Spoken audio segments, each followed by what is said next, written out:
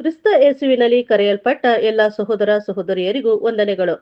ಇವತ್ತು ನಾವು ನೋಡುವಂತ ಪಾಠ ಜಡ್ಜ್ಮೆಂಟ್ ಡೇ, ನ್ಯಾಯ ವಿಚಾರಣೆಯ ದಿನ. ಆತ್ಮ ಸಾಯ್ತದೆ, ನರಕಕ್ಕೂ ಸ್ವರ್ಗಕ್ಕೂ ಯಾವ ಆತ್ಮನು ಹೋಗಲ್ಲ ಎಂದು ಗೊತ್ತಾದ್ಮೇಲೆ ನಮ್ಗೊಂದ್ ಪ್ರಶ್ನೆ ಬರುತ್ತೆ. ಏನಪ್ಪಾ ಅಂದ್ರೆ, ಬೈಬಲ್ನಲ್ಲಿ ನ್ಯಾಯ ತೀರ್ಪು ಎಂದು ಇದೆ ಅಲ್ಲ, ನ್ಯಾಯ ತೀರ್ಪು ಅಂದ್ರೆ ಏನು? ನ್ಯಾಯ ತೀರ್ಪು ಅಂದರೆ ಎಲ್ಲರಿಗೂ ಒಂದು ಅಭಿಪ್ರಾಯ ಇದೆ. ಯೇಸು ಕ್ರಿಸ್ತರು ಎರಡನೇ ಬರುವಿಕೆಯಲ್ಲಿ ಮೇಘದ ಮೇಲೆ ಬರುತ್ತಾರೆ. ಅವರು ಬರುವುದನ್ನು ನೋಡಿ ಭೂಲೋಕದ ಜನರೆಲ್ಲ ಎದೆ ಬಡಿದವರಾಗಿ ಗೋಳಾಡುತ್ತಾರೆ. ಕ್ರಿಸ್ತರು ಎರಡನೇ ಬರುವಿಕೆಯಲ್ಲಿ ಬಂದಿದ ತಕ್ಷಣ ಸಮಾಧಿಗಳೆಲ್ಲ ತೆರೆಯುತ್ತವೆ. ಸತ್ತವರೆಲ್ಲ ಸಮಾಧಿಯಿಂದ ಎದ್ದು ಬರ್ತಾರೆ. ಆಗ ಯೇಸು ಕ್ರಿಸ್ತರು ಸಿಂಹಾಸನದ ಮೇಲೆ ಕೂತುಕೊಂಡು ಜೀವ ಬಾಧ್ಯರ ಪಟ್ಟಿ ಪುಸ್ತಕವನ್ನು ತೆಗೆದು ಅವರು ನಡೆದುಕೊಂಡಿರುವ ಪ್ರಕಾರ ಕ್ರಿಸ್ತರು ಸತ್ತವರಿಗೆಲ್ಲ ನ್ಯಾಯ ತೀರ್ಪು ಮಾಡ್ತಾರೆ. ಒಳ್ಳೆ ಕೆಲಸ ಮಾಡಿದವನು ಪರಲೋಕಕ್ಕೆ ಹೋಗ್ತಾನೆ, ಕೆಟ್ಟ ಕೆಲಸ ಮಾಡಿದವನು ನರಕಕ್ಕೆ ಹೋಗ್ತಾನೆ. ಇದು ನ್ಯಾಯ ತೀರ್ಪು ಅಂದರೆ ಸಾಮಾನ್ಯವಾಗಿ ಜನಗಳಿಗೆ ಇರುವಂತ ಅಭಿಪ್ರಾಯ. ಇದ್ರಲ್ಲಿ ಇನ್ನೊಂದು ಅಭಿಪ್ರಾಯ ಇದೆ. ಮನುಷ್ಯ ಸತ್ತಿದ ತಕ್ಷಣ ಅವನಲ್ಲಿ ಇರುವಂತಹ ಆತ್ಮ ಹೊರಗಡೆ ಬಂದಿದ ತಕ್ಷಣ ಕರ್ತನ ಸನ್ನಿಧಾನಕ್ಕೆ ಹೋಗುತ್ತದೆ. ಆಗ ಆ ಆತ್ಮಕ್ಕೆ ತನ್ನ ಕೃತ್ಯದ ಪ್ರಕಾರ ನ್ಯಾಯ ತೀರ್ಪು ಆಗುತ್ತದೆ ಎಂದು ಸತ್ಯವೇದ ಪುಸ್ತಕ ಏನ್ ಹೇಳುತ್ತದೆ ಅಂದ್ರೆ, ಯೇಸು ಕ್ರಿಸ್ತರು ಎರಡನೇ ಬರುವಿಕೆಯಲ್ಲಿ ಬಂದು ಇಡೀ ಜಗತ್ತಿಗೆಲ್ಲ ನ್ಯಾಯ ತೀರ್ಪು ಮಾಡುತ್ತಾರೆ ಎಂದು. ಮನುಷ್ಯ ಸತ್ತಿದ ತಕ್ಷಣ ನ್ಯಾಯ ತೀರ್ಪು ಆಗುತ್ತಾ ಅಥವಾ ಕ್ರಿಸ್ತರ ಎರಡನೇ ಬರುವಿಕೆಯಲ್ಲಿ ಆಗುತ್ತಾ? ಈ ಎರಡೂ ನ್ಯಾಯ ತೀರ್ಪುಗಳಲ್ಲಿ ಯಾವುದು ಸರಿ?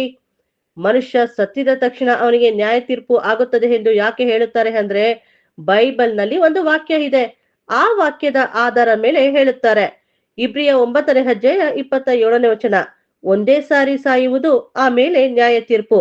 ಮನುಷ್ಯ ಸತ್ತಿದ ತಕ್ಷಣ ನ್ಯಾಯ ತೀರ್ಪು ಆಗಿದ್ರೆ ಲಾಜರ್ಗೂ ನ್ಯಾಯ ತೀರ್ಪು ಆಗ್ಬೇಕಿತ್ತು ತಾನೆ. ಲಾಜರ್ ಸತ್ತಿದ ತಕ್ಷಣ ಸ್ವರ್ಗಕ್ಕೆ ಹೋಗ್ಬೇಕಾಗಿತ್ತು. ಆ ರೀತಿ ಇತ್ತು ಅಂದ್ರೆ ಲಾಜರ್ ಹೇಳ್ತಿದ್ರು. ಅದು ಬಿಟ್ಟು ಯೇಸು ಕ್ರಿಸ್ತರು ತಬಿತ ಬಡ ವಿಧವೆಯ ಮಗನನ್ನ ಹೆಬ್ಸಿದ್ದಾರೆ. ಯಾರು ಈ ನ್ಯಾಯ ತೀರ್ಪಿನ ಬಗ್ಗೆ ಹೇಳಿಲ್ವಲ್ಲ. ಸರಿ, ಈ ಪ್ರಶ್ನೆಗೆ ನಮ್ಮ ನ್ಯಾಯಾಧಿಪತಿಯನ್ನೇ ಕೇಳೋಣ ಬನ್ನಿ. ಮತ್ತಾಯ 11ನೇ ಅಧ್ಯಾಯ 24ನೇ ವಚನ, ನ್ಯಾಯ ವಿಚಾರಣೆಯ ದಿನದಲ್ಲಿ ನಿನ್ನ ಗತಿಗಿಂತಲೂ ಸೋದೋಮ್ ಸೀಮೆಯ ಗತಿಯು ಮೇಲಾಗಿರುವುದು. ನ್ಯಾಯ ತೀರ್ಪಿನ ದಿನ ಸೋದಮ್ ಗೊಮರ್ಗೆ ನಿಮಗಿಂತ ಮುಂಚಿತವಾಗಿ ನ್ಯಾಯ ತೀರ್ಪು ಇರುತ್ತದೆ ಎಂದು ಹೇಳ್ತಾರೆ. ಹಾಗಾದ್ರೆ ನ್ಯಾಯ ತೀರ್ಪು ಆಗುವುದು ಹೀಗಲ್ಲ, ಕ್ರಿಸ್ತರ ಎರಡನೇ ಬರುವಿಕೆಯಲ್ಲಿ ಆಗುವುದು ಎಂದು ನಮ್ಮ ನ್ಯಾಯಾಧಿಪತಿನೇ ಇಲ್ಲಿ ಹೇಳ್ತಿದ್ದಾರೆ. ಹಾಗಿರ್ಬೇಕಾದ್ರೆ ಇಬ್ರಿಯ 9ನೇ ಅಧ್ಯಾಯ 27ನೇ ವಚನದಲ್ಲಿ ಒಂದೇ ಸಾರಿ ಸಾಯುವುದು, ಆಮೇಲೆ ನ್ಯಾಯ ತೀರ್ಪು ಎಂದು ಯಾಕೆ ಹೇಳಿದ್ದಾರೆ?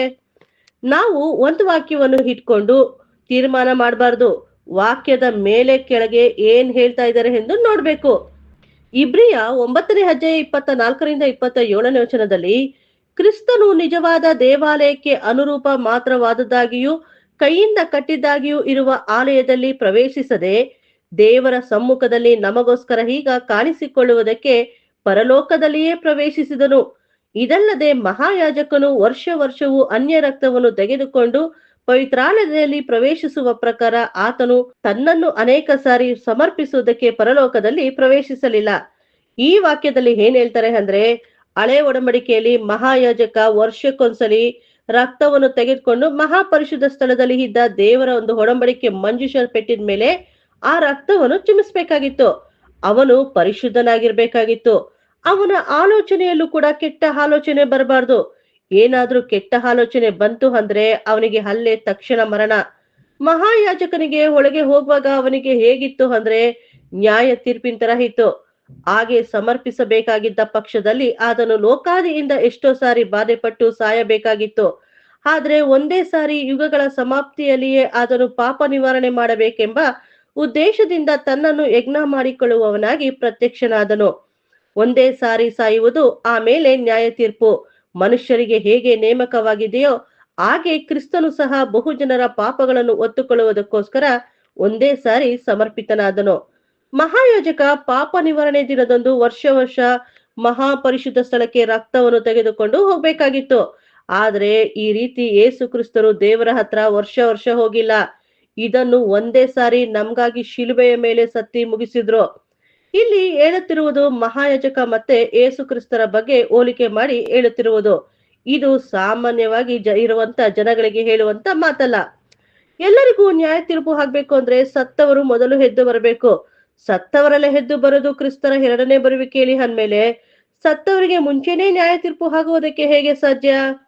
ನ್ಯಾಯ ತೀರ್ಪು ಎರಡನೇ ಬರುವಿಕೆಯಲ್ಲಿ ಆಗುವುದು ಎಂದು ಬೈಬಲ್ನಲ್ಲಿ ವಾಕ್ಯ ಹೇಳ್ಕೊಟ್ಟಿದ್ದಾರೆ ಅಂದ್ರೆ ಮತ್ತಾಯ 16ನೇ ಅಧ್ಯಾಯ 27ನೇ ವಚನ. ಮನುಷ್ಯ ಕುಮಾರನು ತನ್ನ ತಂದೆಯ ಪ್ರಭಾವದೊಡನೆ ತನ್ನ ದೂತರ ಸಮೇತವಾಗಿ ಬರುವನು. ಆವಾಗ ಆತನು ಒಬ್ಬೊಬ್ಬನಿಗೆ ಅವನವನ ನಡತೆಗೆ ತಕ್ಕ ಫಲವನ್ನು ಕೊಡುವನು.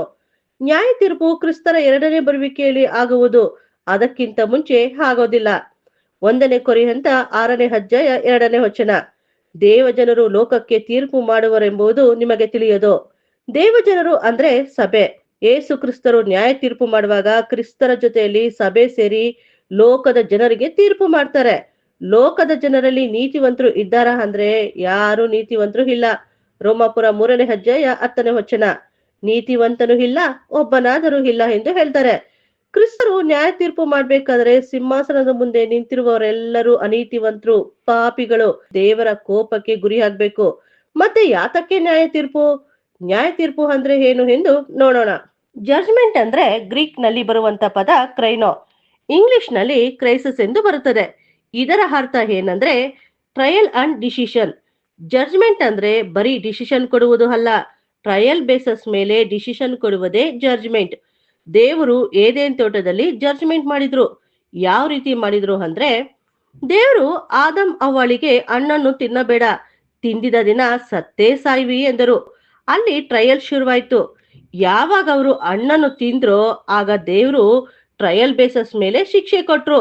ನೀನು ಹಣ್ಣನ್ನು ತಿಂದಿರುವುದರಿಂದ ಭೂಮಿ ಶಪಿಸಲ್ಪಟ್ಟಿದೆ, ನೀನು ಜೀವಮಾನವೆಲ್ಲ ಕಷ್ಟಪಟ್ಟು ಬೆವರು ಸುರಿಸಿ ದುಡಿದು ತಿನ್ನಬೇಕು ಎಂದು ಏದೇನ್ ತೋಟದಿಂದ ಹೊರಗಡೆ ಕಳಿಸಿದ್ರು. ಟ್ರಯಲ್ ಬೇಸಸ್ ಮೇಲೆ ಡಿಸಿಷನ್ ಕೊಟ್ರು. ಇವತ್ತು ಲೋಕದಲ್ಲಿ ಇರುವಂತ ಪ್ರತಿಯೊಂದು ಸಮಾಧಿನೂ ಇದಕ್ಕೆ ಸಾಕ್ಷಿ. ಯಾಕೆಂದ್ರೆ ಆ ಶಿಕ್ಷೆಯಲ್ಲಿ ನಾವೆಲ್ಲರೂ ಸೇರಿದ್ದೀವಿ. ಆದಮ್ ಮುಖಾಂತರ ನಾವೆಲ್ಲರೂ ಶಿಕ್ಷೆಯನ್ನು ಅನುಭವಿಸ್ತಾ ಇದ್ದೀವಿ. ಆದಮ್ ಹಣ್ಣು ತಿಂದ, ಆದ್ದರಿಂದ ನಮಗೆ ಮರಣ ದಂಡನೆ ಬಂತು. ಯೆರೆಮೀಯ 31ನೇ ಅಧ್ಯಾಯ 29ನೇ ವಚನ. ತಂದೆಗಳು ಹುಳಿ ದ್ರಾಕ್ಷಿಯನ್ನು ತಿಂದರು, ಮಕ್ಕಳ ಹಲ್ಲುಗಳು ಚಲಿತು ಹೋಗಿವೆ. ಏದೇನ್ ತೋಟದಲ್ಲಿ ಹುಳಿ ದ್ರಾಕ್ಷಿ ತಿಂದಿದ್ದು ಯಾರು ಅಂದ್ರೆ ತಂದೆ ಆದಂತ ಆದಮ್. ಆದಮ್ ಹಣ್ಣು ತಿಂದಿದ್ದರಿಂದ ನಮಗೆ ಶಿಕ್ಷೆ ಬಂತು, ಮರಣ ದಂಡನೆ ಬಂತು. ರೋಮಾಪುರ 5ನೇ ಅಧ್ಯಾಯ 12ನೇ ವಚನ. ಈ ವಿಷಯ ಹೇಗೆಂದ್ರೆ ಒಬ್ಬ ಮನುಷ್ಯನಿಂದಲೇ ಪಾಪವು, ಪಾಪದಿಂದ ಮರಣವು ಲೋಕದೊಳಗೆ ಸೇರಿದವು. ಎಲ್ಲರೂ ಪಾಪ ಮಾಡಿದ್ದರಿಂದ ಮರಣವು ಹೀಗೆ ಎಲ್ಲರಲ್ಲಿಯೂ ವ್ಯಾಪಿಸಿತು. ಆದಮ್ನಲ್ಲಿ ಪ್ರತಿಯೊಬ್ಬ ಮನುಷ್ಯ ಸಾಯ್ತಿದ್ದಾರೆ. ನಾವೆಲ್ಲರೂ ಮೊದಲನೆಯ ನ್ಯಾಯ ತೀರ್ಪಿನಲ್ಲಿ ಸೇರಿದ್ದೇವೆ. ದಾವಿದ ಹೇಳ್ತಾರೆ, ಕೀರ್ತನೆ 51ನೇ ಅಧ್ಯಾಯ 5ನೇ ವಚನದಲ್ಲಿ, ಹುಟ್ಟಿದಾಗಿನಿಂದ ನಾನು ಪಾಪಿಯೇ, ಮಾತೃ ಗರ್ಭವನ್ನು ಹೊಂದಿದ ದಿನದಿಂದ ದ್ರೋಹಿಯೇ ಎಂದು. ಹಾಗಾದ್ರೆ ಹುಟ್ಟುವುದಕ್ಕಿಂತ ಮುಂಚೆನೆ ನಮ್ಮ ಮೇಲೆ ನ್ಯಾಯ ತೀರ್ಪಿನ ದಂಡನೆ ಇದೆ. ಹೀಗಿರ್ಬೇಕಾದ್ರೆ ಇನ್ನೊಂದು ನ್ಯಾಯ ತೀರ್ಪು ಯಾತಕ್ಕೆ? ಅಪೊಸ್ತಲ ಕೃತ್ಯಗಳು 17ನೇ ಅಧ್ಯಾಯ 31ನೇ ವಚನ. ಆತನು ನಿಷ್ಕರ್ಷೆ ಮಾಡಿದ ಪುರುಷನ ಕೈಯಿಂದ ನೀತಿಗನುಸಾರವಾಗಿ ಭೂಲೋಕದ ನ್ಯಾಯ ವಿಚಾರಣೆ ಮಾಡುವುದಕ್ಕೆ ಒಂದು ದಿವಸವನ್ನು ಗೊತ್ತು ಮಾಡಿದ್ದಾನೆ. ಈ ವಾಕ್ಯದಲ್ಲಿ ಏನ್ ಹೇಳ್ತಾರೆ ಅಂದ್ರೆ, ಎಲ್ಲ ಮನುಷ್ಯರಿಗೆ ನ್ಯಾಯ ತೀರ್ಪು ಮಾಡುವುದಕ್ಕೆ ಒಂದು ದಿವಸವನ್ನು ಗೊತ್ತು ಮಾಡಿದ್ದಾರೆ ಎಂದು. ಮೊದ್ಲೇ ನಮ್ಗೆ ಒಂದು ನ್ಯಾಯ ತೀರ್ಪು ಆಗಿದೆ, ಅದ್ರಿಂದನೇ ನಮ್ಗೆ ಇನ್ನೂ ವಿಮೋಚನೆ ಸಿಕ್ಕಿಲ್ಲ. ಮತ್ತೆ ಇನ್ನೊಂದು ನ್ಯಾಯ ತೀರ್ಪು ಯಾತಕ್ಕೆ? ಒಂದು ದಿನ ಅಂದ್ರೆ 1000 ವರ್ಷ. ಇದನ್ನ ಸತ್ಯವೇದದಲ್ಲಿ ಕರ್ತನ ದಿನಗಳು ಎಂದು ಹೇಳುತ್ತಾರೆ. ನೋಹನ ದಿನಗಳಲ್ಲಿ ಇದ್ದ ಹಾಗೆ ಮನುಷ್ಯ ಕುಮಾರನ ದಿನಗಳಲ್ಲಿ ಇರುತ್ತದೆ. ನೋಹನ ದಿನಗಳು ಅಂದ್ರೆ ನೋಹ ಬದುಕಿರುವಂತ ಎಲ್ಲಾ ದಿವಸಗಳು. ಅದೇ ರೀತಿ ಕರ್ತನ ದಿನ ಅಂದ್ರೆ 1000 ವರ್ಷ. 2ನೇ ಪೇತ್ರ 3ನೇ ಅಧ್ಯಾಯ 8ನೇ ವಚನ.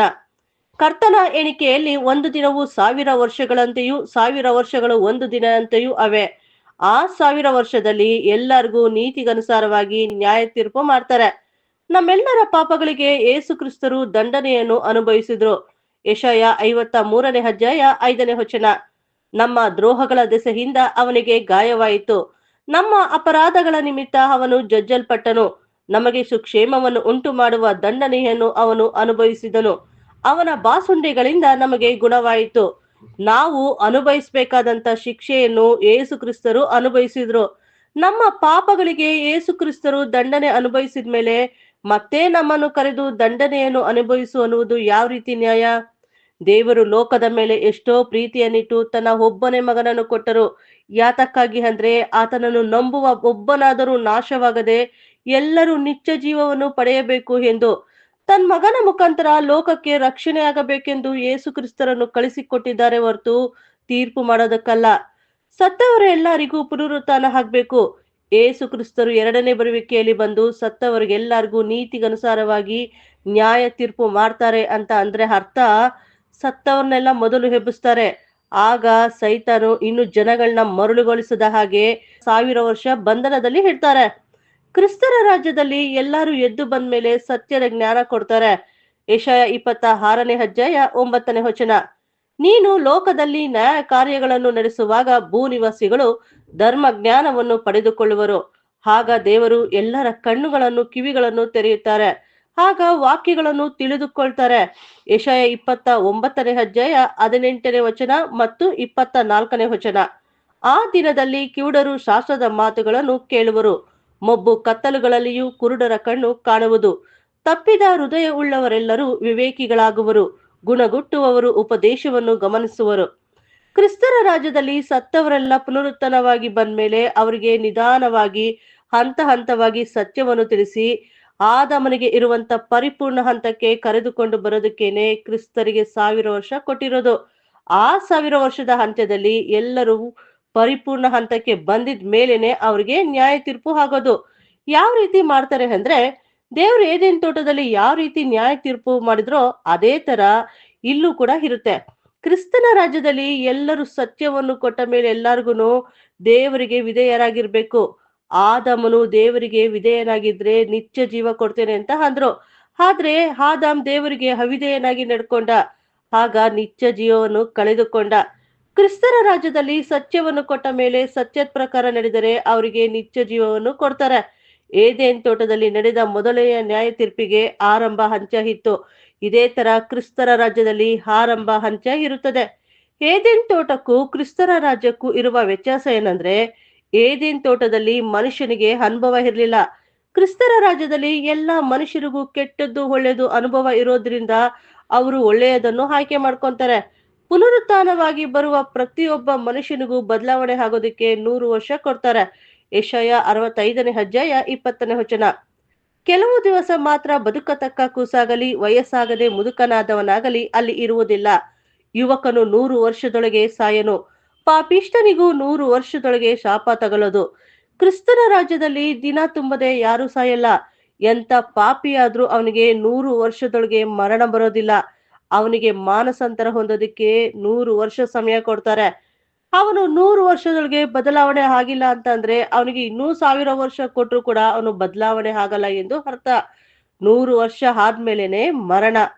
ಕ್ರಿಸ್ತರ ರಾಜ್ಯದಲ್ಲಿ ನಡೆಯುವ ನ್ಯಾಯ ತೀರ್ಪನ್ನೇ ಏಸು ಕ್ರಿಸ್ತರು ಮತ್ತಾಯ 25ನೇ ಅಧ್ಯಾಯ 32ರಿಂದ 46ನೇ ವಚನದಲ್ಲಿ ಕುರಿ ಮತ್ತು ಆಡು ಸಾಮ್ಯದಲ್ಲಿ ತಿಳಿಸಿದ್ದಾರೆ.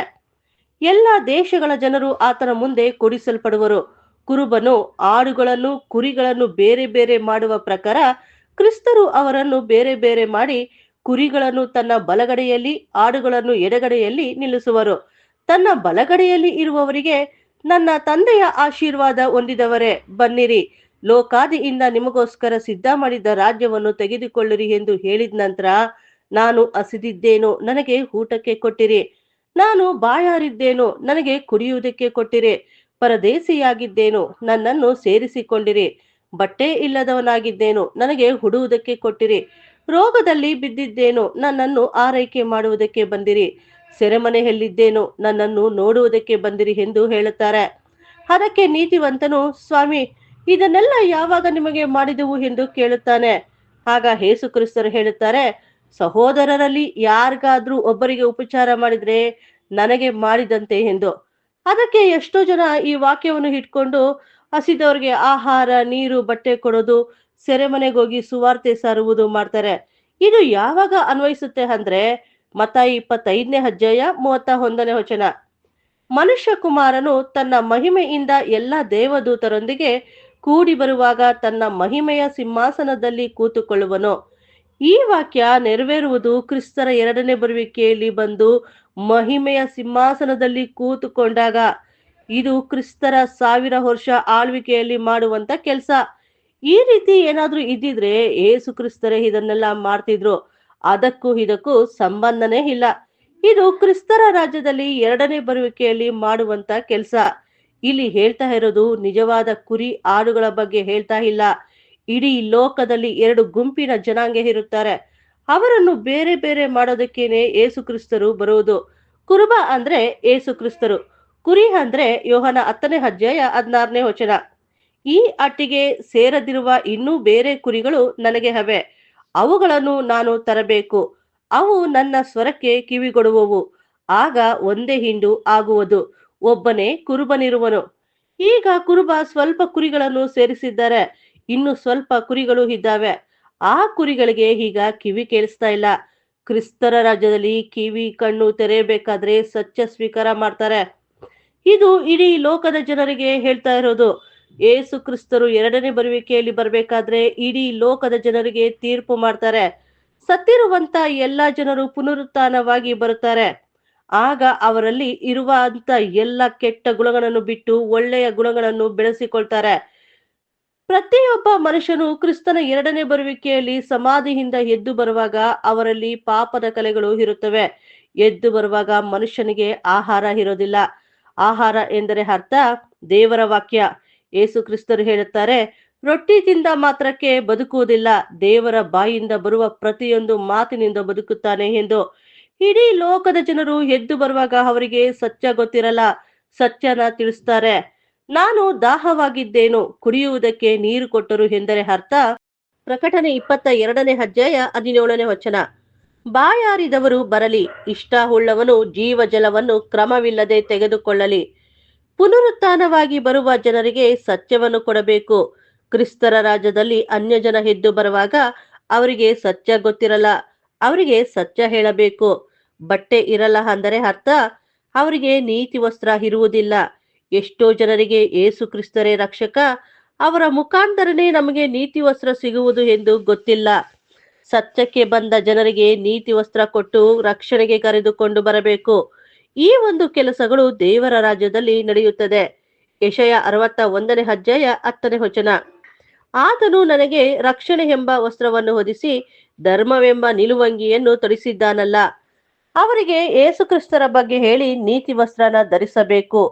ರೋಗದಲ್ಲಿ ಬಿದ್ದಿದ್ದೇನೆ ಎಂದರೆ ಕ್ರಿಸ್ತನ ರಾಜ್ಯದಲ್ಲಿ ಪುನರುತ್ಥಾನವಾಗಿ ಎದ್ದು ಬರುವಾಗ ಯಾರು ಪರಿಪೂರ್ಣವಾಗಿ ಇರುವುದಿಲ್ಲ. ಅವರಲ್ಲಿ ಪಾಪದ ಕಲೆಗಳು ಹಾಗೆ ಇರುತ್ತದೆ. ಅವರಿಗೆ ಪಾಪದ ಗುಣಗಳನ್ನು ಬಿಡಿಸಬೇಕು. ಅವರು ವಾಕ್ಯದ ಪ್ರಕಾರ ನಡೀತಾ ನಡೀತಾ ಬದಲಾವಣೆ ಆಗುತ್ತಾರೆ. ಪಾಪನ ಬಿಡುವುದಕ್ಕೆ ಹೇಳಿಕೊಡುವುದು ದೇವರ ಮಕ್ಕಳು. ಇದೇ ಸಭೆ ಮಾಡುವಂತ ಕೆಲಸ. ಸೆರೆಮನೆಯಲ್ಲಿ ಇದ್ದೇನು ಅಂದರೆ ಮರಣದ ಸೆರೆಮನೆ. ಇಡೀ ಲೋಕದ ಜನ ಮರಣದ ಸೆರೆಮನೆಯಲ್ಲಿ ಇದ್ದಾರೆ. ಅವರಿಗೆ ಬಿಡುಗಡೆ ಆಗಬೇಕು. ಯೆಶಾಯ 61ನೇ ಅಧ್ಯಾಯ 1ನೇ ವಚನ. ಮನ ಮುರಿದವರನ್ನು ಕಟ್ಟಿ ವಾಸಿ ಮಾಡುವುದಕ್ಕೂ, ಸೆರೆಯಾದವರಿಗೆ ಬಿಡುಗಡೆಯಾಗುವುದನ್ನು, ಬಂದಿಗಳಿಗೆ ಕದ ತೆರೆಯುವುದನ್ನು ಪ್ರಸಿದ್ಧಿಪಡಿಸುವುದಕ್ಕೂ ಯೆಹೋವನು ನೇಮಿಸಿರುವ ಶುಭ ವರುಷ. ಈ ಮರಣದ ಸೆರೆಯಿಂದ ದೇವರು ಅವರನ್ನು ಪುನರುತ್ಥಾನ ಮಾಡಿ ಕರೆದುಕೊಂಡು ಬರುತ್ತಾರೆ. ಕುರಿಗಳ ತರ ಇರುವ ಜನ ಕುರಿಯ ಗುಣ ವ್ಯಕ್ತಪಡಿಸುತ್ತಾರೆ. ಹಳೆಯದೆಲ್ಲ ಬಿಟ್ಟು ಕುರಿಗಳ ತರ ಸ್ವಭಾವ ಬೆಳೆಸಿಕೊಳ್ಳುವವರಿಗೇನೆ ಭೂಲೋಕದಲ್ಲಿ ಇರುವುದಕ್ಕೆ ಕೊಡುತ್ತಾರೆ. ಕುರಿ ಹೇಗೆ ಇರುತ್ತದೆ ಅಂದರೆ ಯಜ್ಞಸ್ಥಾನಕ್ಕೆ ಕರೆದುಕೊಂಡು ಹೋದರೂ ಸರಿ ಸುಮ್ಮನೆ ಹೋಗುತ್ತದೆ. ಹಾಡು ಹೇಗಿರುತ್ತೆ ಅಂದ್ರೆ ಕ್ರಿಸ್ತನ ರಾಜ್ಯದಲ್ಲಿ ಎಷ್ಟೇ ಕೃಪೆ ಕೊಟ್ಟರೂ ಸತ್ಯ ಕೇಳದೆ ಇರುವಂತ ಕಠಿಣ ಮನಸ್ಸುಳ್ಳವರಾಗಿ ಕೆಲವು ಜನ ಇರುತ್ತಾರೆ. ಈ ಎರಡೂ ಗುಂಪಿನ ಜನಾಂಗವನ್ನೇ ಬೇರೆ ಬೇರೆ ಮಾಡೋದಕ್ಕೆ ಏಸು ಕ್ರಿಸ್ತರು ಎರಡನೇ ಬರುವಿಕೆಯಲ್ಲಿ ಬರೋದು. ಅವರಿಗೆ ಕೊಡುವಂತ ಪುರಸ್ಕಾರ ಏನಂದ್ರೆ ಮತ್ತಾಯ 25ನೇ ಅಧ್ಯಾಯ 34ನೇ ವಚನ. ಅರಸನು ತನ್ನ ಬಲಗಡೆಯಲ್ಲಿ ಇರುವವರಿಗೆ, ನನ್ನ ತಂದೆಯ ಆಶೀರ್ವಾದ ಹೊಂದಿದವರೇ ಬನ್ನಿರಿ, ಲೋಕಾದಿಯಿಂದ ನಿಮಗೋಸ್ಕರ ಸಿದ್ಧ ಮಾಡಿದ ರಾಜ್ಯವನ್ನು ಸ್ವಾಸ್ಥವಾಗಿ ತೆಗೆದುಕೊಳ್ಳಿರಿ. ದೇವರ ರಾಜ್ಯ ಭೂಲೋಕದಲ್ಲಿ ಸ್ಥಾಪಿಸುತ್ತಾರೆ. ಕುರಿ ತರ ಇರುವ ದೇವರ ಮಕ್ಕಳಿಗೆ ಆ ರಾಜ್ಯವನ್ನು ಕೊಡುತ್ತಾರೆ. ಆಡು ತರ ಇರುವಂತಹ ಜನರಿಗೆ ಮತ್ತಾಯ 25ನೇ ಅಧ್ಯಾಯ 4ನೇ ವಚನ. ಆತನು ಎಡಗಡೆಯಲ್ಲಿ ಇರುವವರಿಗೆ ಶಾಪಗ್ರಸ್ತರೇ, ನನ್ನನ್ನು ಬಿಟ್ಟು ಪಿಶಾಚನಿಗೂ ಅವನ ದೂತರಿಗೂ ಸಿದ್ಧ ಮಾಡಿರುವ ನಿತ್ಯ ಬೆಂಕಿಯೊಳಗೆ ಹೋಗಿರಿ. ನಿತ್ಯ ಬೆಂಕಿ ಎಂದರೆ ಪ್ರಕಟಣೆ 20ನೇ ಅಧ್ಯಾಯ 14ನೇ ವಚನ ಮತ್ತು 10ನೇ ವಚನ. ಮೃತ್ಯುವು ಪಾತಾಳವು ಬೆಂಕಿಯ ಕೆರೆಗೆ ದೊಬ್ಬಲ್ಪಟ್ಟವು. ಆ ಬೆಂಕಿಯ ಕೆರೆಯೇ ಎರಡನೇ ಮರಣ. ಇದಲ್ಲದೆ ಅವರನ್ನು ಮರಳುಗೊಳಿಸಿದ ಸೈತಾನನು ಬೆಂಕಿ ಗಂಧಕಗಳು ಉರಿಯುವ ಕೆರೆಯಲ್ಲಿ ದೊಬ್ಬಲ್ಪಟ್ಟನು. ಯಾರು ಸೈತಾನ್ನ ಗುಣಗಳನ್ನು ತೋರಿಸುತ್ತಾರೋ ಅವರನ್ನ ದೇವರು ಎರಡನೇ ಮರಣಕ್ಕೆ ಹಾಕಿ ನಾಶ ಮಾಡ್ತಾರೆ. ಹಾಗಾದ್ರೆ ಪ್ರಕಟಣೆ 20ನೇ ಅಧ್ಯಾಯ 11, 12ನೇ ವಚನದಲ್ಲಿ ಬೆಳ್ಳಗಿರುವ ಮಹಾಸಿಂಹಾಸನದ ಮೇಲೆ ಕೂತಿದ್ದರು, ಆ ಸಿಂಹಾಸನದ ಮುಂದೆ ಸತ್ತವರಾದ ದೊಡ್ಡವರು ಚಿಕ್ಕವರು ನಿಂತಿರುವುದನ್ನು ಕಂಡೆನು. ಆಗ ಪುಸ್ತಕಗಳು ತೆರೆಯಲ್ಪಟ್ಟವು ಮತ್ತು ಜೀವಬಾಧ್ಯರ ಪಟ್ಟಿ ಎಂಬ ಇನ್ನೊಂದು ಪುಸ್ತಕವು ತೆರೆಯಲ್ಪಟ್ಟಿತು. ಆ ಪುಸ್ತಕಗಳಲ್ಲಿ ಬರೆದಿದ್ದ ಸಂಗತಿಗಳ ಆಧಾರದಿಂದ ಅವರವರ ಕೃತ್ಯಗಳ ಪ್ರಕಾರ ಸತ್ತವರಿಗೆ ನ್ಯಾಯ ತೀರ್ಪು ಆಯಿತು ಎಂದು ಇದೆಯಲ್ಲ. ಇದರ ಅರ್ಥ ಏನು? ಇಲ್ಲಿ ಪುಸ್ತಕಗಳ ಪ್ರಕಾರ ನ್ಯಾಯ ತೀರ್ಪು ಆಯಿತು ಎಂದು ಕೊಟ್ಟಿದ್ದಾರೆ ಹೊರತು ಜೀವ ಬಾಧ್ಯರ ಪಟ್ಟಿ ಪ್ರಕಾರ ಅಲ್ಲ. ಬಿಳಿ ಸಿಂಹಾಸನ ಅಂದ್ರೆ ನೀತಿಗನುಸಾರವಾಗಿ ಆಗುವ ನ್ಯಾಯ ತೀರ್ಪು. ದೊಡ್ಡವರು ಅಂದರೆ ಸಮಾಜದಲ್ಲಿ ದೊಡ್ಡ ವ್ಯಕ್ತಿಯಾಗಿ ಬದುಕಿದವರು. ಚಿಕ್ಕವರು ಅಂದರೆ ಸಮಾಜದಲ್ಲಿ ಯಾವುದೇ ರೀತಿಯಾದಂತಹ ಘನತೆ ಇಲ್ಲದವರು. ಲೋಕದಲ್ಲಿ ಘನತೆ ಇರುವವರು ವ್ಯಕ್ತಿ ಇದ್ದಾರೆ, ಏನು ಇಲ್ಲದವರೂ ಇದ್ದಾರೆ. ಎಲ್ಲರೂ ದೇವರ ಮುಂದೆ ನಿಂತುಕೊಳ್ಳಬೇಕು. ಪುಸ್ತಕಗಳು ಅಂದರೆ ಸತ್ಯವೇದದಲ್ಲಿ 66 ಪುಸ್ತಕಗಳು ಇವೆ. ಇದನ್ನೇ ಕ್ರಿಸ್ತರ ರಾಜ್ಯದಲ್ಲಿ ತೆರೆಯುತ್ತಾರೆ. ಈಗ ಸತ್ಯವೇದ ಪುಸ್ತಕ ಮುಚ್ಚಲ್ಪಟ್ಟಿದೆ. ಯೆಶಾಯ 29ನೇ ಅಧ್ಯಾಯ 11ನೇ ವಚನ. ದೈವ ದರ್ಶನವೆಲ್ಲ ಮುದ್ರೆ ಹಾಕಿದ ಶಾಸ್ತ್ರದ ಮಾತಿನ ಹಾಗಿದೆ. ಸತ್ಯವೇದ ಪುಸ್ತಕ ಮುದ್ರೆ ಹಾಕಿದ ಪುಸ್ತಕ. ಇದನ್ನ ಅರ್ಥ ಮಾಡಿಕೊಳ್ಳುವುದಕ್ಕೆ ಆಗಲ್ಲ. ಇದನ್ನೇ ಕ್ರಿಸ್ತರ ರಾಜ್ಯದಲ್ಲಿ ತೆರೆಯುವುದು. ಸೈತಾನ್ನ ಕಟ್ಟು ಹಾಕಿರುತ್ತಾರೆ. ಆಗ ಎಲ್ಲರೂ ಸತ್ಯವನ್ನು ಅರ್ಥ ಮಾಡಿಕೊಳ್ಳುತ್ತಾರೆ. ಜೀವಬಾಧ್ಯರ ಪಟ್ಟಿ ತೆರೆಯಲ್ಪಟ್ಟಿತು ಅಂದರೆ ಎಲ್ಲರೂ ಏನ್ ತಿಳ್ಕೊಂತಾರೆ ಅಂದ್ರೆ ದೇವರ ಹತ್ರ ಒಂದು ಪುಸ್ತಕ ಇಟ್ಕೊಂಡಿದ್ದಾರೆ, ಅದರಲ್ಲಿ ಎಲ್ಲರ ಹೆಸರನ್ನು ಬರೆದಿದ್ದಾರೆ ಎಂದು ತಿಳ್ಕೊಂತಾರೆ.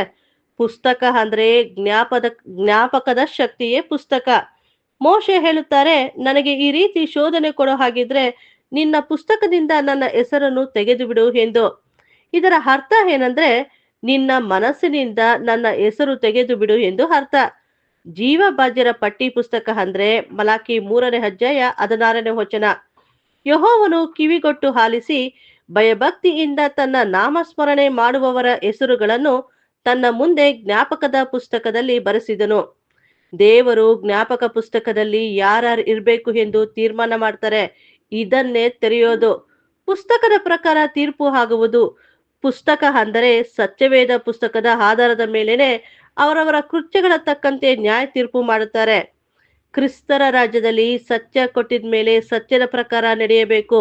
ಯಾರೆಲ್ಲ ಸತ್ಯವೇದಕ್ಕೆ ವಿಧೇಯರಾಗಿ ಬದುಕುತ್ತಾರೋ ಅವರಿಗೆ ನಿತ್ಯ ಜೀವ. ವಿಧೇಯರಾಗಿ ಬದುಕಿಲ್ಲ ಅಂದ್ರೆ ಮರಣ. ಇದೇ ಕ್ರಿಸ್ತರ ರಾಜ್ಯದಲ್ಲಿ ಆಗುವ ತೀರ್ಪು. ಈಗ ಲೋಕದಲ್ಲಿ ಎಷ್ಟೋ ಜನ ಅನ್ಯಾಯ ಮಾಡ್ತಿದ್ದಾರೆ, ಕೆಟ್ಟದ್ದು ಮಾಡ್ತಿದ್ದಾರೆ. ಇವರಿಗೆಲ್ಲ ತೀರ್ಪಿಲ್ವಾ ಅಂತ ಅಂದ್ರೆ ದೇವರ ದೃಷ್ಟಿಯಲ್ಲಿ ಎಲ್ಲದಕ್ಕೂ ತೀರ್ಪು ಇದೆ. ರೋಮಾಪುರ 1ನೇ ಅಧ್ಯಾಯ 24ರಿಂದ 32ನೇ ವಚನದವರೆಗೂ ಲೋಕದಲ್ಲಿ ನಡೆಯುವಂತ ಎಲ್ಲ ಪಾಪಿಗಳ ಬಗ್ಗೆ ಹೇಳ್ತಾರೆ. ಇದನ್ನೆಲ್ಲ ಹೇಳಿದ ಮೇಲೆ ಇದರ ಶಿಕ್ಷೆಯನ್ನು 32ನೇ ವಚನದಲ್ಲಿ ಹೇಳುತ್ತಾರೆ. ಇಂಥವುಗಳು ನಡೆಸುವವರು ಮರಣಕ್ಕೆ ಪಾತ್ರರಾಗಿದ್ದಾರೆಂಬ ದೇವವಿಧಿಯು ಅವರಿಗೆ ತಿಳಿದಿದ್ದರೂ ಅವರು ತಾವೇ ಅವುಗಳನ್ನು ಮಾಡುವುದಲ್ಲದೆ ಮಾಡುವವರನ್ನು ಅನುಮೋದಿಸುತ್ತಾರೆ. ಪಾಪ ಮಾಡಿದವರು ಮರಣ ಶಿಕ್ಷೆಗೆ ಪಾತ್ರರಾಗುತ್ತಾರೆ. ಮರಣಕ್ಕಿಂತ ದೊಡ್ಡ ಜಡ್ಜ್ಮೆಂಟ್ ಕೊಡುವುದಕ್ಕೆ ಆಗೋದಿಲ್ಲ. ಇದೇ ಕೊನೆಯ ಜಡ್ಜ್ಮೆಂಟ್. ಈಗ ಪಾಪ ಮಾಡುವಂತ ವ್ಯಕ್ತಿ ಕ್ರಿಸ್ತರ ರಾಜ್ಯದಲ್ಲಿ ಪುನರುತ್ಥಾನವಾಗಿ ಬಂದ ಮೇಲೆ ಇದನ್ನೆಲ್ಲ ಬಿಡಬೇಕು, ಒಳ್ಳೆಯದನ್ನು ಕಲಿಬೇಕು. ಈಗ ಒಳ್ಳೆಯದನ್ನು ಮಾಡಿ ಕ್ರಿಸ್ತರ ರಾಜ್ಯದಲ್ಲಿ ಎದ್ದು ಬಂದಾಗ ಅವರಿಗೆ ಕೆಟ್ಟದ್ದನ್ನು ಬಿಡೋದಕ್ಕೆ ಏನು ಇರೋದಿಲ್ಲ. ಆಗ ಸತ್ಯವನ್ನು ತಿಳಿದುಕೊಂಡು ದೇವರ ಮಾರ್ಗದಲ್ಲಿ ನಡೆಯುವುದಕ್ಕೆ ಅನುಕೂಲವಾಗುತ್ತದೆ. ಕ್ರಿಸ್ತರ ರಾಜ್ಯದಲ್ಲಿ ಸೈತಾನ್ ಇರೋದಿಲ್ಲ. ಯಾರು ಸತ್ಯವನ್ನು ತಿಳಿದುಕೊಂಡು ಕ್ರಿಸ್ತರ ಸಾರೂಪ್ಯದಲ್ಲಿ ಬೆಳೆಯುತ್ತಾರೋ ಅವರಿಗೆ ನಿತ್ಯ ಜೀವ, ಇಲ್ಲ ಅಂದರೆ ಮರಣ. ಇದೇ ಸತ್ಯವೇದದಲ್ಲಿ ಇರುವಂತ ನ್ಯಾಯ ತೀರ್ಪು. ಈ ಒಂದು ಬೈಬಲ್ ಸ್ಟಡಿಯನ್ನು ಜೀಸಸ್ ಲವ್ ಮಿನಿಸ್ಟ್ರಿಯಿಂದ ಆನ್ಲೈನ್ ನಲ್ಲಿ ಝೂಮ್ ಮುಖಾಂತರ ಫ್ರೀ ಆಗಿ ನಡೆಸಲಾಗುತ್ತದೆ. ಈ ಸ್ಟಡಿಗೆ ಯಾರಾದ್ರೂ ಸೇರ್ಬೇಕಂದ್ರೆ ಬ್ರದರ್ ರಾಜು ಅವರನ್ನು ಕಾಂಟ್ಯಾಕ್ಟ್ ಮಾಡಿ. ಅವರ ಫೋನ್ ನಂಬರ್ 8867768876. ನೀವು ವಾಟ್ಸಪ್ QR ಕೋಡ್ನ ಸ್ಕ್ಯಾನ್ ಮಾಡಿದ್ರೆ ನೇರವಾಗಿ ಈ ಒಂದು ಬೈಬಲ್ ಸ್ಟಡಿ ಗ್ರೂಪ್ಗೆ ಜಾಯ್ನ್ ಆಗ್ಬೋದು. ದೇವರು ಈ ವಾಕ್ಯವನ್ನು ಆಶೀರ್ವದಿಸಿ.